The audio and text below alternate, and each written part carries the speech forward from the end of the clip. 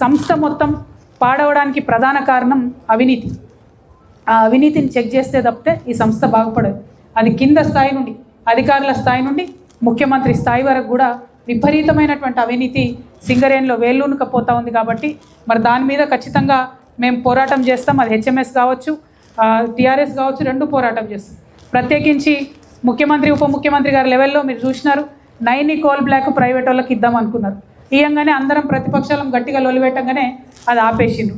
ఇంకొక ఏం చేస్తున్నారు, ఇక్కడనే మన గవర్నమెంటే 50,000 బాకీ ఉంది, కానీ సింగరేణి నుంచి తీసుకుపోయి 16,000 కోట్లు రాజస్థాన్లో సోలార్ ప్లాంట్ పెడతామంటుంది. ఇక్కడ జాగలేదని మనకు సింగరేణి దగ్గర బోలెడంత జాగ ఉంది, ఇక్కడ సోలార్ పవర్ ప్లాంట్ పెట్టుకోవచ్చుగా. తీసుకుపోయి ఎక్కడ ఇన్వెస్ట్ చేస్తారు?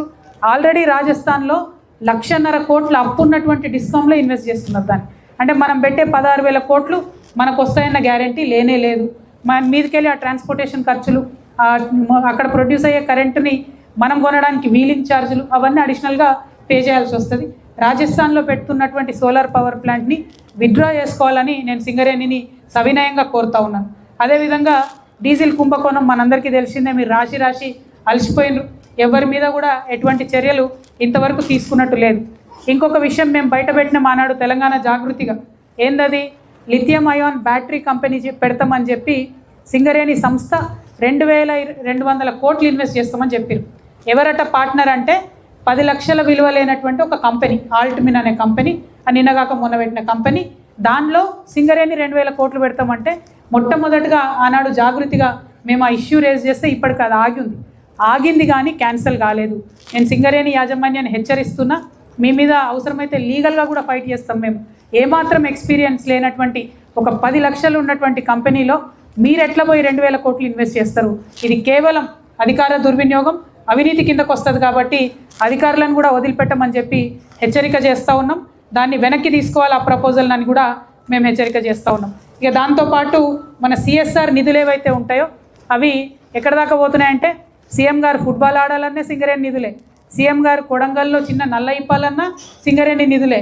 అంత దూరం పోతున్నాయి. పోనీ కొడంగల్ కంటే ప్రజలకు అనుకోవచ్చు, ఈయన టైంపాస్కి ఫుట్బాల్ ఆడడానికి మన సింగరేణి నిధులు వాడడం అన్నది చాలా దారుణం.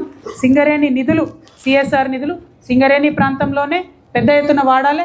అవసరమైతే అక్కడో ఇక్కడో 20% తెలంగాణ వ్యాప్తంగా వాడినా మెజారిటీ నిధులు సింగరేణిలోనే వాడాలని చెప్పి మేము డిమాండ్ చేస్తున్నాం.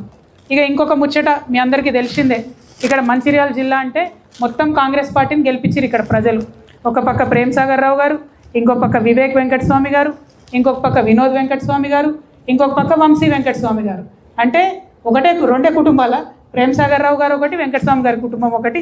వారి చేతుల మీరు మొత్తం మంచిర్యాలను పెట్టిరు. ఇలా ఏం జరుగుతుంది, మన మంచిర్యాల్లో ఉన్నటువంటి శ్రీరాంపూర్ ఓసీపీల కావచ్చు, ఇందారం ఓసీపీల కావచ్చు, మందమర్రి ఓసీపీల కావచ్చు, ఇక్కడ పనిచేస్తున్నటువంటి కాంట్రాక్ట్ కార్మికులకు 20,000 రూపాయలు మాత్రమే జీతం వస్తుంది. అదే పక్కనున్న గోదావరి కన్ల, రామగుండంలో అక్కడ పనిచేస్తున్న కాంట్రాక్ట్ కార్మికులకు 25,000 రూపాయలు వస్తుంది. అక్కడ ఎమ్మెల్యేలేమో కొట్లాడి 25,000 ఇప్పించుకుంటారు. వాళ్ళేం సక్కనోళ్ళు అని చెప్తలేను, వాళ్ళు చేసే దందాలు కూడా చెప్తా ఆడిపోయినాక. కానీ అక్కడ కాంట్రాక్ట్ కార్మికులకు మాత్రం 25,000 రూపాయలని కొట్లాడి ఇప్పించుకుంటారు ఎమ్మెల్యేలు. ఇక్కడ మాత్రం ప్రేమ్ సాగర్ రావు గారు కానీ, వినోద్ గారు కానీ, వివేక్ గారు కానీ కంప్లీట్గా గాలికి వదిలేసి 20,000 మాత్రం ఇస్తున్నారు. నేను